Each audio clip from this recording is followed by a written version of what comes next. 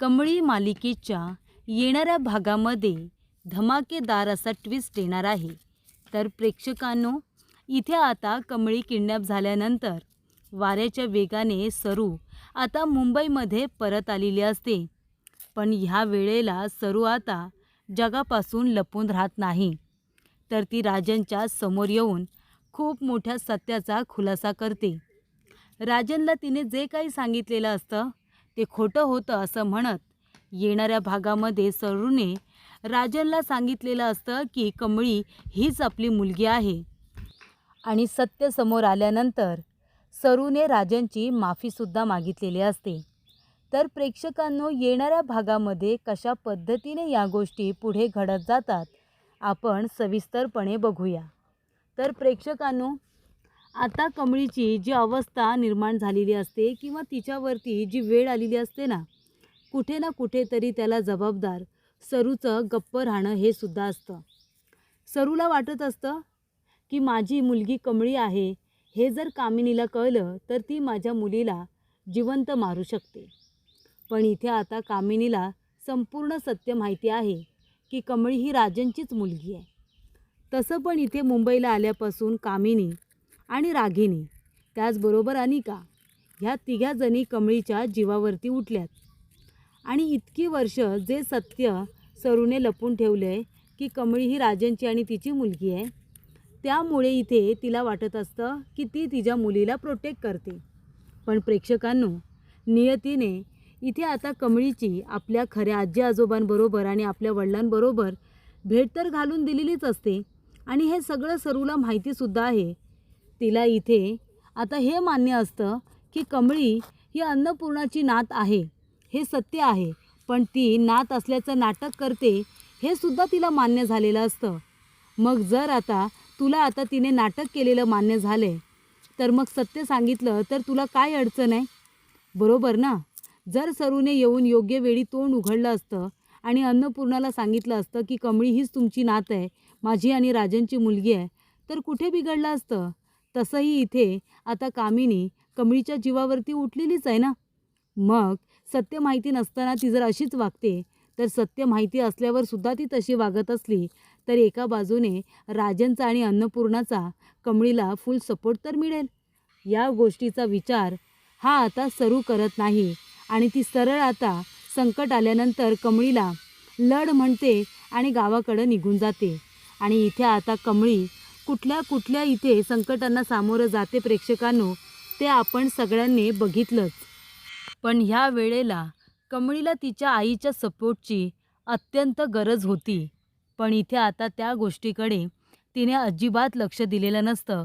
उलट जेव्हा ती संकटात असते तेव्हा सरू मागेच राहते, एकदा पण ती पुढे आलेली नाही. आणि या गोष्टीचा विचार प्रेक्षकांना आपण करतोच. पण इथे आता नियतीने घडून आणलेलं असतं की आता सत्य समोर येणारच. पण कसं, तर इथे आता कमळीने ठरवलेलं असतं ना की राजन काकांमधला आणि अन्नपूर्णामधला गैरसमज दूर करायचा आणि त्या दोघांना एकत्र आणायचं. आणि ही गोष्ट कमळीने ऋषीला सांगितलेली असते. तेव्हा ऋषी काय म्हणतो, कमळी मी तुझ्या पाठीशी खंबीरपणे उभा आहे. आणि त्यानंतर अजून एक गोष्ट अशी घडते प्रेक्षकांनो की इथे आता ऋषीचं कमळीवरती प्रेम असतं आणि त्याने ही गोष्ट कमळीला सांगितलेली असते. पण कमळीला त्याचा आधी राग येतो, कारण का तो आजोबांच्या बाबतीत खोटं बोललेला असतो. पण त्या एका गोष्टीला ती पकडून न ठेवता ती ऋषीच्या सगळ्या चांगल्या गोष्टी बघत असते. ऋषीचं जरी कमळीवरती प्रेम आहे पण तरीसुद्धा त्याने आपलं प्रेम कमळीवरती लादलेलं नाही आहे. कमळीने सुद्धा त्याच्यावरती प्रेम करावं असं त्याने प्रेम तिच्यावरती लादलेलं नाही. त्यामुळे इथे कमळीने त्याच्याबरोबर असलेली आपली मैत्री तोडलेली नाही आहे, कारण तिला माहिती आहे की ऋषी माझ्याबरोबर आहे, कारण त्याने माझ्यावरती कमळी म्हणून प्रेम केले. त्याने इथे मी कमळी महाजन आहे म्हणून प्रेम कधीच केलं नव्हतं. या गोष्टीची तिला जाणीव असते आणि हळूहळू कमळीला ऋषीच्या प्रेमाची सुद्धा जाणीव होत असते. आणि तेव्हा प्रेक्षकांनो, इथे आता अनिकाला त्या गोष्टीचा राग येतो आणि अनिका कमळीला किडनॅप करते. कमळीला किडनॅप केल्यानंतर कमळीचा काही आत्तापत्ता नसतो. सगळेजण वेड्यासारखे कमळीला सगळीकडे शोधत असतात, पण कमळीचा काहीच पत्ता लागत नसल्यामुळे सगळेजण टेन्शनमध्ये आलेले असतात. अगदी इथे राजन काका, अन्नपूर्णा आजोबा, त्याचबरोबर नयनतारासुद्धा. आणि तेव्हा इथे नयनतारा म्हणत असते की अचानकपणे ही मुलगी कुठे निघून गेली. आणि तेव्हा इथे ऋषी तर काय पूर्णपणे टेन्शनमध्ये आलेला असतो. तो आता ऑफिसच्या कामामध्ये सुद्धा लक्ष न देता तो कमळीला शोधण्यामध्ये बिझी झालेला असतो. त्यामुळे इथे नयनतारा ऋषीला म्हणत असते की तू एक काम कर, तू आधी आहे ना कमळीला शोध, नाहीतर एकतर काम तरी कर. तेव्हा ऋषी म्हणत असतो, आई काय झालं? तेव्हा ती म्हणते, नाहीतर काय, अरे कामामध्ये तुझं लक्षच नाही आहे. तू ऑफिसला येतोस आणि फक्त कमळी कमळी करत राहतोस. हे बघ, कमळी जिथे कुठे आहे ना तिथे ती सुखरूप असेल, ती सापडेल. पण तू ऑफिसच्या कामाकडे लक्ष द्या. मी आपल्या रोहितकडून ते प्रोजेक्ट काढून तुला दिलं आहे, त्यामुळे ते प्रोजेक्ट तू उत्तमरित्या इथे हाताळशील म्हणून तुला देण्यात आलेलं आहे. त्याच्यामध्ये आपल्याला प्रॉफिट झाला पाहिजे, लॉस नाही, नाहीतर मग त्याचा काही उपयोग होणार नाही, असं ती वारंवार म्हणत असते. आणि तेव्हा प्रेक्षकांनो, इथे आता रोहित म्हणत असतो की इथे आता म्हणजे कमळीच्या टेन्शनमध्ये ऋषी असला तर बरं होईल, कारण त्याचं कामाकडे लक्ष लागणार नाही आणि मग हे प्रोजेक्ट परत माझ्याकडेच येईल. त्या आता टेन्शनमध्ये सुद्धा तो संधी शोधत असतो ऋषीकडून प्रोजेक्ट काढून घेण्यासाठी. पण ऋषी मल्टीटास्क असल्यामुळे तो इथे एका वेळी खूप कामं करत असतो. एका बाजूला कमळीला शोधत असतो, तर दुसऱ्या बाजूला ऑफिसमधली आपली पोझिशन सांभाळून कामसुद्धा सांभाळत असतो. त्यामुळे इथे आता नयनताराचा ऋषीवरती पूर्ण विश्वास असतो, पण तिला भीती याच गोष्टीची वाटत असते की कमळी नाही आहे म्हटल्यानंतर ऋषी स्वतःला खूप त्रास करून घेईल. या गोष्टीची तिला भीती ही वाटतच असते. आणि मग काय, इथे आता बंड्या ही गोष्ट सरूला सांगतो. बंड्या म्हणत असतो, सरू काकू, अहो लय मोठा प्रॉब्लेम झाला आहे. आपली कमळी आली आहे का तिकडं? ती म्हणते, नाही र, तुम्ही सगळेजण परीक्षा झाल्यानंतर सोबतच येणार होतं ना, कमळी नाही आली, काय झालं माझ्या कमळीला? सांग ना बंड्या. तेव्हा बंड्या म्हणत असतो, सरू काकी, अहो आपल्या कमळीचा काय बी पत्त्या नाही, कुठं हाय कुणाला बी काहीच माहिती नाही. 2 दिवस गेली आम्ही तिला शोधतोय, पण कमळी कुठं बी सापडत नाही. आता काय करायचं? इथे आता अनिकानेच तिला किडनॅप केलेलं असतं. अनिका म्हणत असते, कसं आहे ना कमळी, रिश फक्त माझा आहे, फक्त माझा. मी लहानपणापासूनच त्याच्यावरती प्रेम करते आणि तू आलीस गावावरून गापछाप कुठली आणि तू आमच्या मध्ये मध्ये करायला लागलीस. आणि मग ऋषी माझ्यासारख्या सुंदर मुलीला सोडून तुझ्यासारख्या गावछापकडे तो बघायला लागला. पण काही झालं ना तरी रिश फक्त माझा आणि तो माझ्याशीच लग्न करणार, तुझ्याशी नाही. तो फक्त माझे लाड पुरवणार, तुझे नाही. आणि म्हणून तिने कमळीला किडनॅप करून ठेवलेलं असतं. पण इथे आता ऋषी हा खूपच जास्त लक्ष देऊन कमळीला शोधत असतोच. पण इथे आता सरूला जेव्हा ही बातमी कळते ना, तेव्हा सरू म्हणते की अरे देवा, मी गप्प बसले आणि माझ्या मुलीची काय अवस्था झाली. तेव्हाच राजनला आणि अन्नपूर्णा आजीला सांगून टाकलं असतं की कमळी तुमची मुलगी आणि तुमची नात आहे, तर बरं झालं असतं. निदान तिच्या पाठीशी आजीचा हात असता, बापाचा आशीर्वाद असता. आता माझ्या कमळीचं काय होत असेल? कुठे ना कुठेतरी पाणी मुरतंय.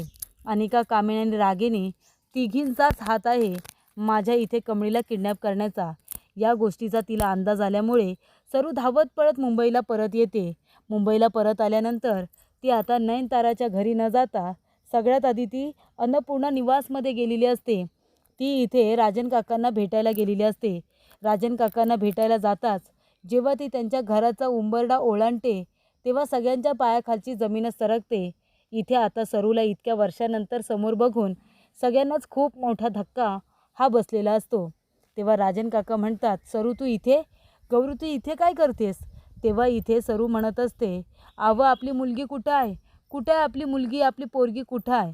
तेव्हा ते म्हणतात, अगं तूच तर मला सांगितलंस ना की आपली मुलगी जिवंत नाही आहे म्हणून. लहानपणीच ती आपल्याला सोडून गेली, तूच म्हणाली होतीस ना मला गौरी, आणि आता मला का विचारतेस आपली मुलगी कुठे आहे? तेव्हा इथे आता गौरी म्हणत असते, अवं असं काय करताय, कमळीच तर आपली मुलगी आहे ना, कमळी तुमची आणि माझी मुलगी आहे, कुठं आहे ती, कुठे किडनॅप झाले? आणि तेव्हा प्रेक्षकांनो, इथे आता राजन काका म्हणतात, काय कमळी ही आपली मुलगी आहे? तेव्हा इथे सरू म्हणते, हो कमळी आपली मुलगी आहे, मी जन्म दिलाय तिला, तुमची आणि माझी मुलगी आहे. अन्नपूर्णाला खूप मोठा धक्का बसतो आणि तिथे असलेल्या सर्व लोकांनाच खूप धक्का बसतो. तेव्हा इथे नयनतारा शॉक होते. ती म्हणते, साधनाताई आहो तुम्ही इथे? ती म्हणते, मी साधना नाही, मी सरू आहे, यांची गौरी आहे आणि कमळी ही आमची मुलगी आहे. कुठे आमची मुलगी? तेव्हा मी तुमच्याजवळ खोटं बोलले होते की आपली मुलगी जिवंत नाही, मी लग्न केलं आहे. कारण आपल्या मुलीच्या जीवाला धोका होता ह्या कामिनीपासून, या रागिणीपासून. म्हणून मी हे सत्य तुमच्यापासून लपून ठेवलं होतं. आणि तसं बी ती तुमच्याबरोबरच इथे राहत होती ना, म्हणून मी निर्धास्त होते. पण आता आपली कमळी कुठे आहे?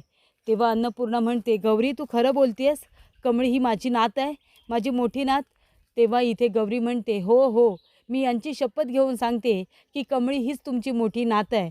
आपली महाजनांची मोठी नात आहे ती. आणि तेव्हा हे सत्य समजल्यानंतर अन्नपूर्णाला खूप जास्त आनंद होतो. कारण कमळीवरती तिचं अफाट प्रेम असतं. कमळी सारखीच आपली नात असावी, कमळीच आपली नात असावी असं तिला सारखं वाटत असतं. आणि गौरीने येऊन आता कमळी किडनॅप झाल्यानंतर काहीतरी चांगलं घडतं असं म्हणतात, तसं काहीसं घडलेलं असतं. इथे सरूने मुंबईमध्ये येऊन वाऱ्याच्या वेगामध्ये सगळ्यांना सांगितलेलं असतं, राजनला, अन्नपूर्णाला, की कमळी ही माझी आणि राजनचीच मुलगी आहे. मला माफ करा राजन, मी गप्प बसले, हे सत्य लपून ठेवलं. पण त्यावेळी ते गरजेचं होतं म्हणून मी गप्प बसले होते. पण आता आपल्या मुलीला शोधायला हवं, तिला कुणी किडनॅप करून ठेवले हे बघायला हवं. आणि म्हणून मी तुम्हाला हे सत्य सांगितलं. आपल्या लेकीचा, आपल्या कमळीचा लवकरात लवकर शोध घ्या. आणि तेव्हा प्रेक्षकांनो, ऋषीने इथे अनिकाचा पाठलाग करत आता कमळीला शोधून तर काढलेलं असतंच, पण इथे आता कमळीच्या आईने, सरूने येऊन सगळ्यांसमोर सत्याचा खुलासा करत कमळीलासुद्धा सुखद धक्काच दिलेला असतो की कमळी ही खरोखरच राजन महाजन आहे. खरोखरच ती अन्नपूर्णाची मोठी नात आहे, राजनची मुलगी आहे. त्यामुळे इथे कमळीच्या किडनॅप होण्यानंतर जर काही चांगलं घडलं असेल तर सरू मुंबईमध्ये परत आलेली असते आणि तिने अन्नपूर्णाला सांगितलेलं असतं की कमळीच तुमची खरी नात आहे. आणि त्यामुळे इथे आता संपूर्ण महाजन कमळीचं धूमधडाक्यामध्ये घरामध्ये स्वागत करणार असतात.